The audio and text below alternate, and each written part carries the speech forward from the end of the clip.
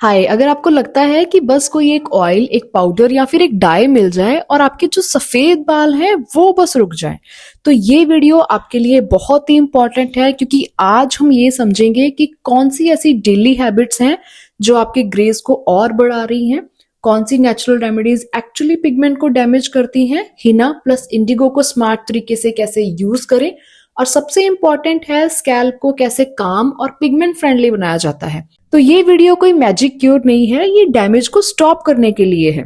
तो सबसे फर्स्ट हम डिस्कस करते हैं डेली हैबिट्स। तो एक सच जो एक्सेप्ट करना बहुत ही जरूरी है कि ग्रे हेयर ज्यादातर स्लो सेलुलर डैमेज की वजह से होते हैं, जिसमें हमारी जो हैबिट्स हैं उनका बहुत ही ज्यादा रोल होता है। तो सबसे फर्स्ट है कि रोज या फिर ऑल्टरनेट डे पे शैम्पू करना, बिना नीड के strong anti dandruff shampoo use करना। ये सब हमारे जो मिलानोसाइट्स हैं, मतलब हमारे जो पिगमेंट बनाने वाले सेल्स हैं, उन्हें इरिटेट करता है। और जो पिगमेंट सेल्स होते हैं ये स्ट्रेस को बिल्कुल भी टॉलरेट नहीं करते। सेकंड है बहुत ज्यादा हेयर ऑयलिंग करना या फिर बहुत ही प्रेशर से हेड मसाज करना।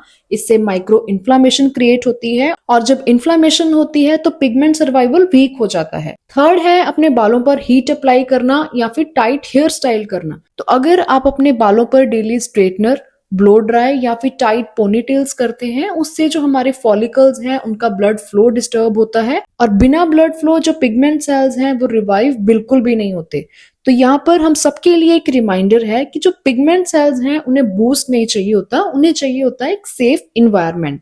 और सेकंड जो हमारा पार्ट है वो है नेचुरल रेमेडीज। इनमें से कौन सी सेफ हैं और कौन सी हार्मफुल हो सकती हैं।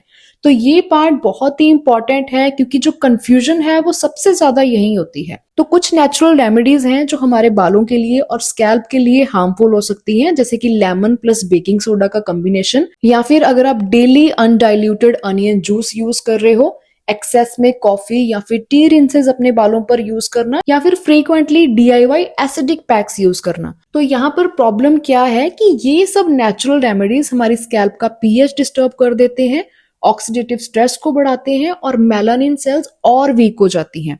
तो नेचुरल होने का मतलब ये नहीं है कि ये सब रेमेडीज हमारी स्कैल्प या फिर बालों के लिए जेंटल भी हों, बट हम इन नेचुरल रेमेडीज को रिलेटिवली सेफ बना सकते हैं जब इन्हें सही तरीके से यूज करा जाए। तो जब भी आप हेड मसाज करें, एक तो आपने बहुत ही माइल्ड ऑयल यूज करना है और वीक में आप सिर्फ 2 बार हेड मसाज करें, और जब भी मसाज करें मेक श्योर कि आपने बहुत ज्यादा प्रेशर अप्लाई नहीं करना, आप एक लाइट मसाज करें। सेकंड है कि अगर आप हर्बल रिंसेस यूज करते हैं तो वहां पर आप न्यूट्रल हर्बल रिंसेस चूज करें और इसे कभी कभी यूज करें। और उसके साथ आप ध्यान रखें कि स्कैल्प को हील करने वाले इंग्रेडिएंट चूज करें, ना कि वायरल जल्दी काम करने वाले, क्योंकि जो चीज जल्दी काम करती है वो अक्सर डैमेज भी उतनी ही जल्दी लाती है। थर्ड जो हमारा पार्ट है वो है हिना प्लस इंडिगो। तो सबसे पहले एक क्लैरिटी जो कि बहुत ही इंपॉर्टेंट है कि हिना प्लस इंडिगो का जो कॉम्बिनेशन है ये पिगमेंट को क्रिएट नहीं करता, बट हाँ ये पिगमेंट को कवर करता है और उसके साथ साथ हमारे बालों को प्रोटेक्ट करता है।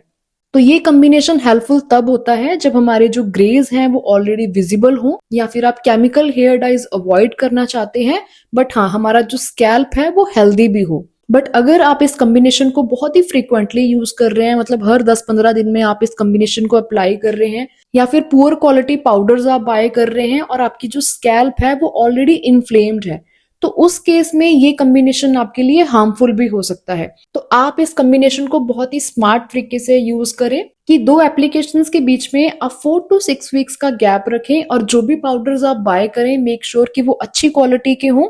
तो सिंपल है, हिना प्लस इंडिगो का जो कॉम्बिनेशन है ये हमारे ग्रेज को सेफली कम करता है, कवर करता है और हमारी जो हेयर शाफ्ट है उसे प्रोटेक्ट करता है। बट जो फॉलिकल्स होते हैं उनका काम अलग होता है, जो मैं आपको नेक्स्ट सेक्शन में बताने जा रही हूँ। तो अब आता है रियल पिगमेंट प्रोटेक्शन प्लान। तो हमारे जो पिगमेंट सेल्स होते हैं उन्हें चाहिए होती है oxygen, blood flow, low inflammation and nutrient stability, जिसका मतलब है जेंटल क्लींजिंग। मतलब जो भी आप शैम्पू यूज कर रहे हैं वो माइल्ड होने चाहिए, पैराबिन फ्री होने चाहिए और उसके साथ साथ सल्फेट फ्री होने चाहिए। और आपने एक कंसिस्टेंट रूटीन रखनी है, जैसे मैंने अपने लास्ट पार्ट में भी बताया था कि हर मंथ आप अपना शैम्पू चेंज नहीं करें। एक शैम्पू को आप कम से कम 3 से 4 महीने यूज करें, उसके बाद आप उसे चेंज करने का सोचें। और जो भी नेचुरल रेमेडीज आप यूज कर रहे हैं उसमें भी आपने कंसिस्टेंसी रखनी है। तो आपने फ्रीक्वेंटली वायरल रेमेडीज ट्राई करना अवॉइड करना है, और उसके साथ साथ आप न्यूट्रिशनल गैप का भी ध्यान रखिए। तो ये कोई एक प्रोडक्ट से नहीं होता, ये पूरा का पूरा एक सिस्टम होता है और यहीं पर लोग सबसे ज्यादा गलती करते हैं।